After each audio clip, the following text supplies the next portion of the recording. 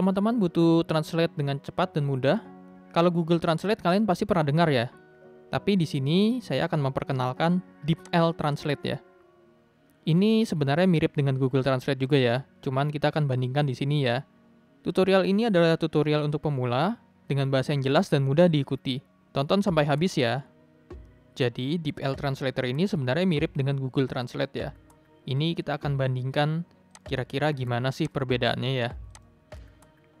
Pertama-tama kita coba dari Indonesia ke Inggris dulu ya.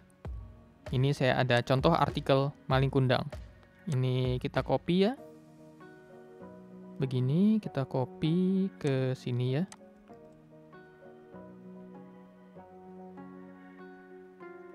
Kalau kepanjangan mungkin kita satu aja kali ya, satu paragraf aja. Yang ini nggak usah ya, biar gampang ngeliatnya. Nah seperti ini ya. Kalau di Google Translate, ini kalian bisa klik di sini, lalu kalian ada alternatifnya di bawahnya ya. Seperti ini. Gitu ya. Dia alternatifnya cuma 2 seperti ini ya. Dan dia alternatifnya ini satu kalimat ya. Kalau di DeepL Translate kita coba ya. Nih, kita copy satu paragraf saja ya. Seperti ini.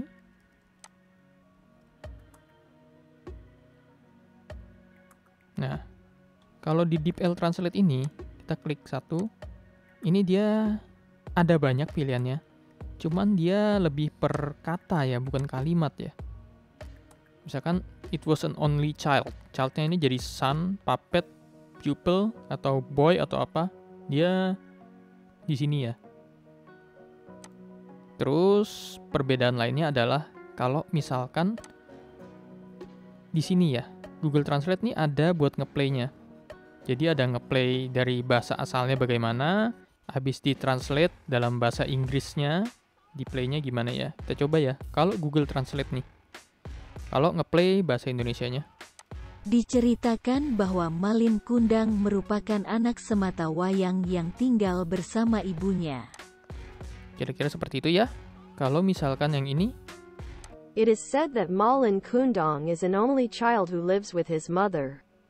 As a teenager, he decided to go abroad on a merchant's ship. seperti itu ya kira-kira ya. Kita bandingkan dengan yang ini.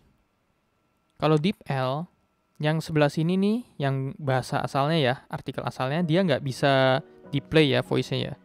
Tapi di sini dia bisa di-play nih. Coba ya. It is said that Malin Kundang was an only child who lived with his mother. When he was a teenager, he decided to travel by hitching a ride on a merchant's ship. Seperti itu ya. Suaranya berbeda jauh sekali antara DeepL dengan Google ya. Kalau DeepL ini suaranya robot banget ya. Tapi kalau Google ini suaranya sudah cukup natural ya. Udah lebih kayak orang beneran gitu yang ngomong. Kalau ini kan kayak ketahuan banget nih, kayak robot banget nih yang ngomong nih. Kalau untuk translasinya sendiri sebenarnya mirip-mirip sih. Coba tolong kalian yang mungkin lebih ahli dalam grammar bahasa Inggris, tolong di-review ini gimana ya. Kalian lihat yang ini, dengan kalian bandingkan dengan yang ini ya. Yang pasti bedanya adalah kalau misalkan DeepL ini dia per kata ya. Bisa dirubah ya, dan dia pilihannya banyak ya. Cuma kayaknya nggak semuanya benar juga sih. Ini kalau kita lihat di sini ya, ini dia benar-benar mengartikan perbedaannya aja sih. Jadi mungkin dia nggak peduli dengan grammar atau apa ya. Sedangkan kalau Google Translate, pilihannya dia memang nggak banyak. Cuma kayaknya dia lebih rapi ya. Karena dia memang per kalimat gitu alternatifnya. Sekarang kita coba kalau misalkan dari bahasa Inggris ke bahasa Indonesia ya. Ini kita bisa klik yang ini buat swap language-nya. Ini kita kembali ke detect language ya. Biar sekarang kita coba kemampuannya. Ini juga. Ini bisa kita Ctrl A lalu kita delete dulu semua. Kita balik. Oh nggak bisa ya. Oke, kalau gitu ini kita ganti dengan Indonesia. Seperti ini ya. Ini saya sudah menyiapkan artikel Robinhood untuk contoh ya. Kita ambil satu paragraf aja, kita copy Google Translate sama DeepL ya. Seperti biasa ini kalau misalkan detect language ini bisa ke detect bahasa Inggris ya. Ini translasinya. Dan ini juga sama seperti tadi ya. Kalau kita klik satu ini dia akan per kalimat ya. Per kalimat alternatifnya misalkan kita klik begini. Berubah per kalimat ya. Ini juga kita balikin. Terus kalau misalkan DeepL, nah dia per kata-kata ini ya. Seorang nih, alternatifnya nih. Pahlawan, penjahat, loh ini juga, ini berbeda sekali ya. Ini penjahat kok bisa jadi pahlawan gitu. Adalah pahlawan legendaris penjahat. Wah ini agak aneh ya. Seorang penjahat heroik legendaris. Kalau di sini penjahat heroik legendaris juga ya. Cuma kalau misalkan alternatifnya penjahat heroik legendaris juga ya, sama ya. Kalau ini malah lebih salah sih kalau misalkan dia bilang pahlawan penjahat kayak tadi itu jadi aneh ya. Kalau menurut saya sih masih tetap lebih bagus Google Translate ya. Dia kayaknya secara kalimat itu lebih rapi gitu. Dan yang jelas ini gak ada apa-apanya kalau dibandingin dengan suara ya. Suara Google Translate ini udah benar-benar natural.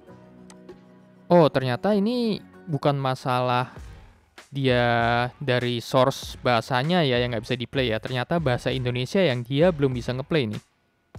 Sedangkan bahasa Inggris dia bisa nge-play nih di sini nih. Coba ya. Robin Hood is a legendary heroic outlaw originally depicted in English folklore and subsequently featured in literature and film. Seperti itu ya. Bandingkan dengan Google Translate. Robin Hood is a legendary heroic outlaw originally depicted in English folklore and subsequently featured in literature and film. Beda banget ya. Google Translate jauh lebih bagus suaranya ya. Kita coba kalau bahasa Indonesianya. Robin Hood adalah penjahat heroik legendaris yang awalnya digambarkan dalam cerita rakyat Inggris dan kemudian ditampilkan dalam sastra dan film. Luar biasa memang ya Google Translate ini. Memang dari dulu sampai sekarang ini semakin maju. Terutama dalam voice overnya ya. Pengucapannya dia semakin mirip dengan orang beneran ya. Kalau dulu Google Translate lebih nggak mirip sih. Dulu-dulu tuh lebih kayak robot ya. Mungkin seperti ini ya pas awal-awal ya. Cuman kalau sekarang ini Google Translate nih emang udah luar biasa banget sih kemajuannya sih. Dan dia juga meskipun kadang-kadang grammarnya aneh atau error ya. Cuman menurut saya ini cukup bagus sih. Sudah cukup bagus Google Translate ini bila dibandingkan dengan DeepL juga ya. Ya, tapi kalian bisa nilai sendirilah. Kalian coba ya.